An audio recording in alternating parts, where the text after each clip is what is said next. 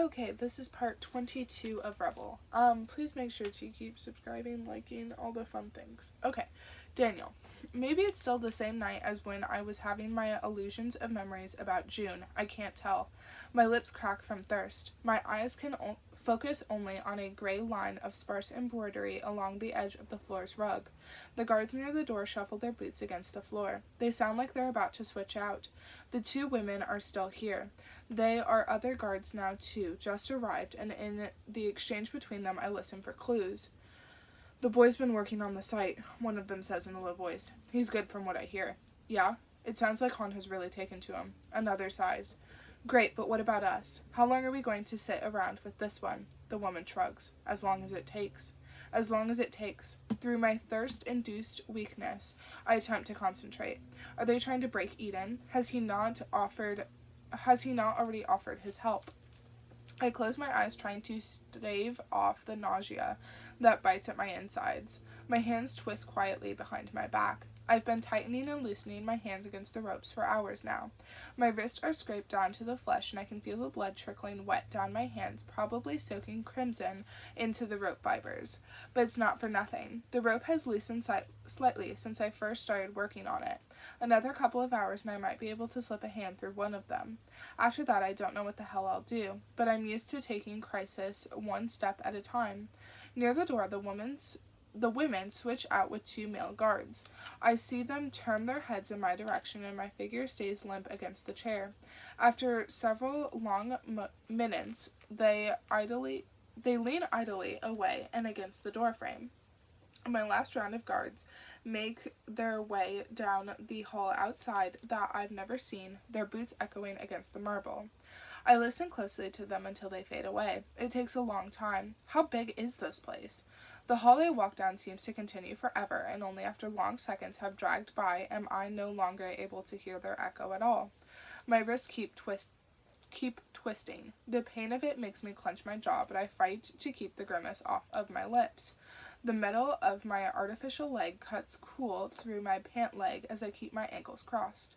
The new guards don't pay me any attention. They must have been warned about the way I bit the first man, but they haven't seen it, and as far as they're concerned, I look pretty harmless.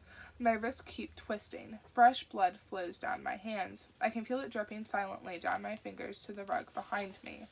The slickness of it makes my hand slightly more mobile within its bond. I tug slowly, careful not to show my arms at work. The bonds loosen a fraction more, just enough. I stop twisting and pull one of my hands gently against the frayed bond. My thumb and pinky finger are squeezed together as I tug as hard as I can. At first, the bond doesn't give, and the ropes cut hard against my already damaged skin. I let out a quiet, shaky breath. Then I pull harder. Finally, the rope gives a little. The tight bond edges closer to the rim of my knuckles. I keep working it. By the door, one of the guards casts me a casual glance. I stop moving for a moment and keep still, my eyes still focused on the ground. He nudges his friend and says something about me in a low voice. They laugh. Then they do what I'd hoped, going back to their positions. I give my hand one determined tug, ignoring the pain. This time, the knuckles finally squeeze past the rope and my hand comes free.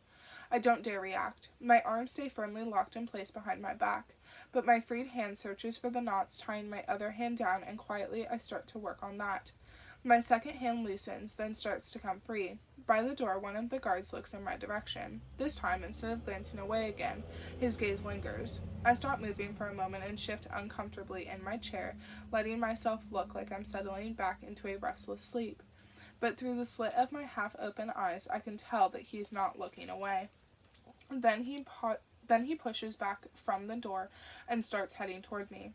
For some reason, this triggers a flicker of a memory. June, standing at the door of an underground bunker, approaching me and motioning for me to get up. Her hands brush my waist, my chest, my chin. She positions me for a fight, then teaches me how to view my opponent.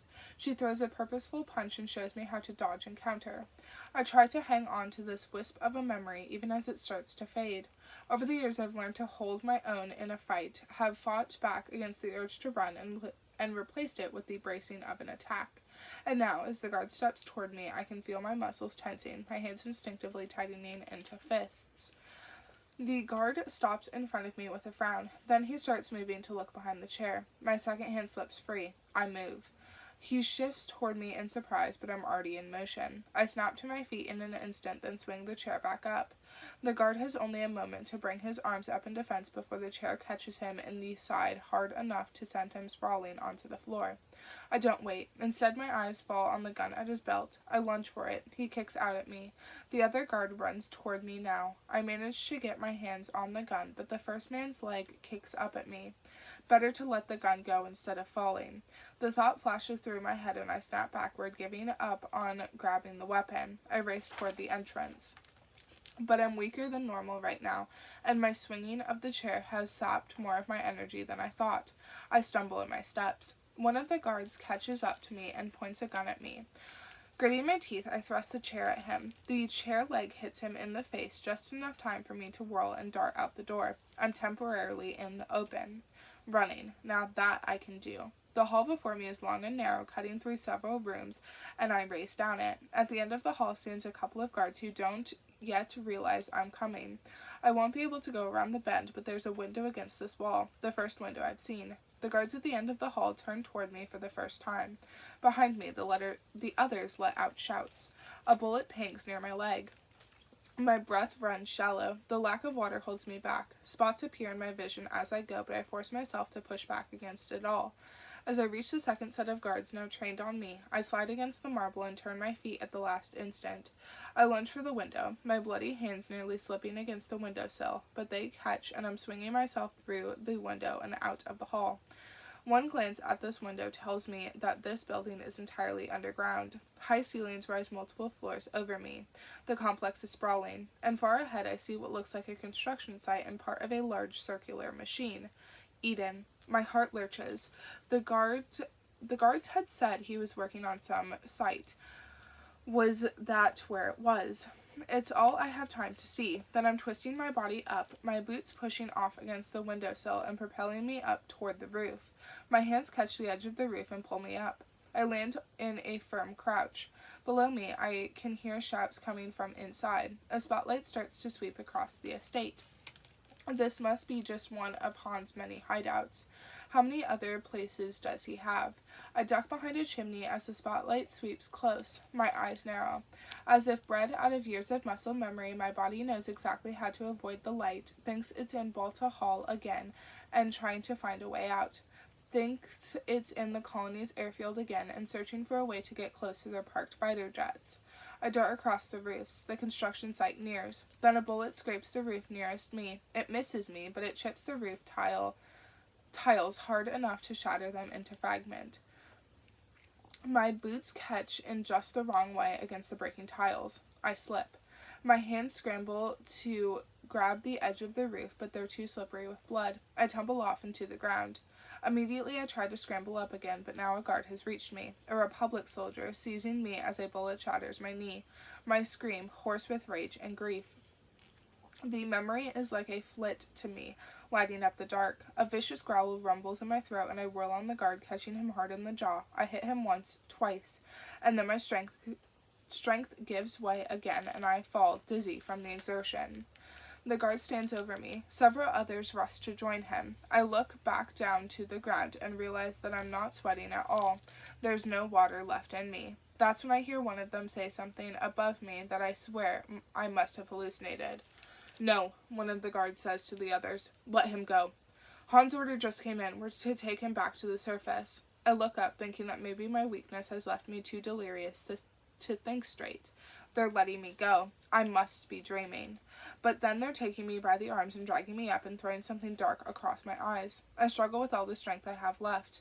I'm misunderstanding what they're saying, I tell myself. That's the only way this makes sense. They're not going to let me go. Han has ordered them to kill me instead. But I wait for the bullet through my head and it doesn't happen. My feet drag against the floor. My consciousness is flickering in and out. I can't even tell when I'm awake and when I'm gone because in this suffocating darkness it's all the same.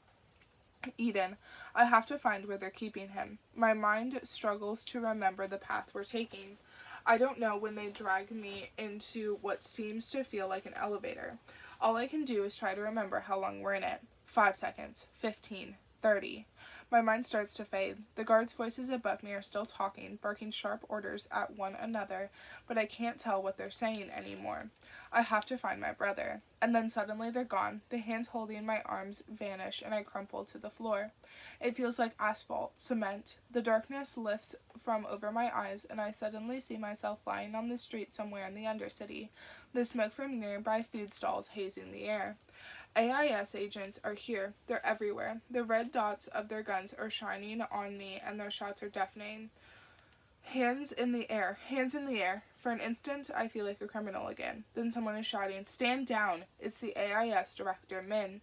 Her voice echoes against the concrete walls, forcing the guns to lower in a tidal wave. "Stand down! It's Daniel! Stand down!" Pushing through their ranks, too, is June. Her eyes lock on me and never steer away. I must be dreaming now. I lie where I am, the edges of my vision slowly fading into black while she bends down beside me, her hands touching both sides of my face. Agents swarm around us. "We're here," she's saying. Then she raises her voice to those crowding around us, the authority in it returning. "Get back! Give him room! He's injured!" They listen to her instinctively, partying around us like a school of fish. I close my eyes, savoring her presence beside me. "They've got him," I whisper through my parched lips. "Eden." June says something else. I think she's ordering me to relax, that paramedics are going to take me to a hospital. I strain to understand what she's saying, but her voice sounds muffled now. It's still the loveliest voice I've ever heard. I want to stay awake to hear it. And then everything is a blur of ambulance sirens and a chaos of other voices. June is nearby, holding my hand. Through it all, I keep looking back at where I'd come from. My thoughts blur together as I try to make sense of everything. Han ordered them to release me. They'd let me go. Why would he do that? What does he want with Eden? Where has he taken my brother?